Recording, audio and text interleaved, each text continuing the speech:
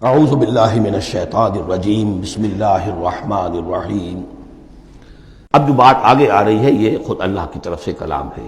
ان لو استقاموا علی طریقۃ لاسقیناہم ماء غدقا، اور یہ کہ یہ اگر لوگ اپنے اس طریقے پر جو طریقہ انبیاء کا تھا، جو آدم نے دیا تھا، جو نوح نے دیا تھا، یہ چلتے رہتے تو ہم انہیں خوب پلاتے، پانی بھر بھر کر خوب سیراب کرتے ان کو۔ یہاں لفظ طریقت آیا ہے قرآن میں، شریعت، طریقت۔ ثم جعلناک علی شریعۃ من الامر، شریعت اور یہ طریقت، دونوں کا مفہوم ایک ہے، طریقہ اور شریعت، لیکن یہ کہ اس کا استعمال ہو رہا ہے کہ شریعت سے مراد لی جاتی ہے جو دین کا قانون ہے، اس کے ظاہری پہلو، قانونی پہلو، اور طریقت اسی کے باطنی پہلو کا نام ہے کہ ایک نماز ہے، وضو کیسے کرو گے، کیا فرائض ہیں، کیا نوافل ہیں، کیا کام رہ گیا تو وضو نہیں ہوا، یہ شریعت بتائے گی، یہ آپ کو فقیہ بتائیں گے، یہ آپ کو مفتی حضرات بتائیں گے۔ لیکن نماز کی اصل روح تو ہے خشوع اور خضوع، حضور قلب،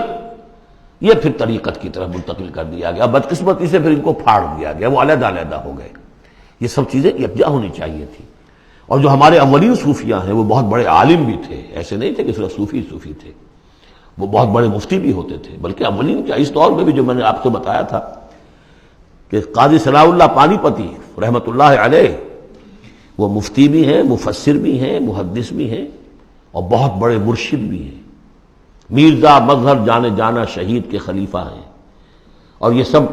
شیخ احمد سرہندی رحمۃ اللہ علیہ کا جو سلسلہ ہے، سلسلہ مجددیہ نقشبندیہ، اس کے بزرگ ہیں، تو وہ ہیں وہ جامع و صفات لوگ۔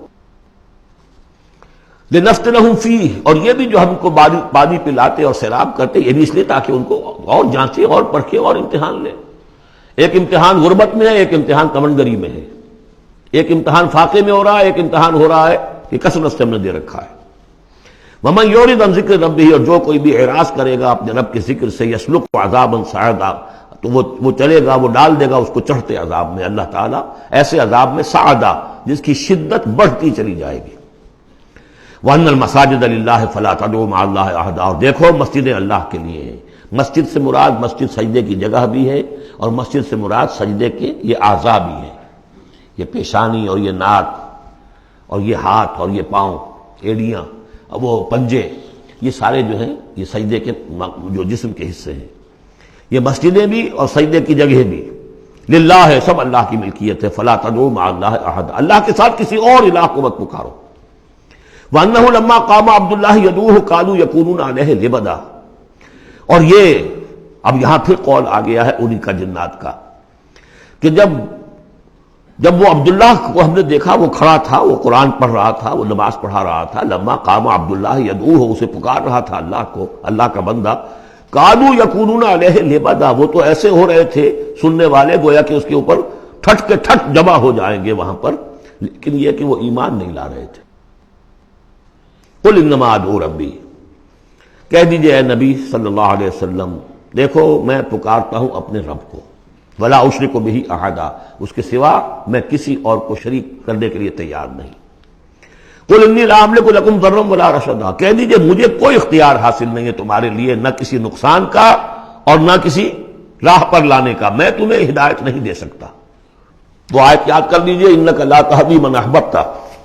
ولکن اللہ یہدی من یشاء، اے نبی آپ ہدایت نہیں دے سکتے جسے بھی چاہیں، وہ تو اللہ ہی ہدایت دیتا ہے جس کو چاہتا ہے۔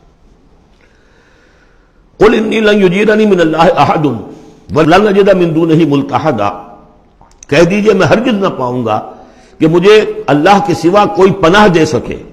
یجیرنی من اللہ احد، اللہ کی پکڑ سے بچانے کے لیے مجھے کوئی پناہ دے سکے میں نہیں پاؤں گا، ولن اجد من دونہ ملتحدا، اور اللہ کے سوا میں کہیں جو ہے کوئی اپنا سر چھپانے کی جگہ نہیں پاؤں گا، الا بلاغا من اللہ ورسالاتہ، الا یہ کہ میں اس کی طرف سے پیغامات اور اس کی طرف سے تبلیغ کا فریضہ سر انجام دوں۔ اگر میں نے یہ کام نہیں کیا تو میں پکڑا جاؤں گا۔ فَلَنَسْأَلَنَّ الَّذِينَ أُرْسِلَ إِلَيْهِمْ وَلَنَسْأَلَنَّ الْمُرْسَلِينَ، ہم تو پوچھ کر رہیں گے ان سے بھی جن کی طرف رسولوں کو بھیجا، اور پوچھ کر رہیں گے رسولوں سے بھی۔ وَمَن يَعْصِ اللَّهَ وَرَسُولَهُ، جو کوئی بھی اللہ اور اس کے رسول کی نافرمانی کرے گا، فَإِنَّ لَهُ نَارَ جَهَنَّمَ خَالِدِينَ فِيهَا أَبَدًا، تو اس کے لیے تو پھر جہنم کی آگ ہے جس میں وہ ہمیشہ ہمیشہ رہے گا۔ صدق اللہ العظیم۔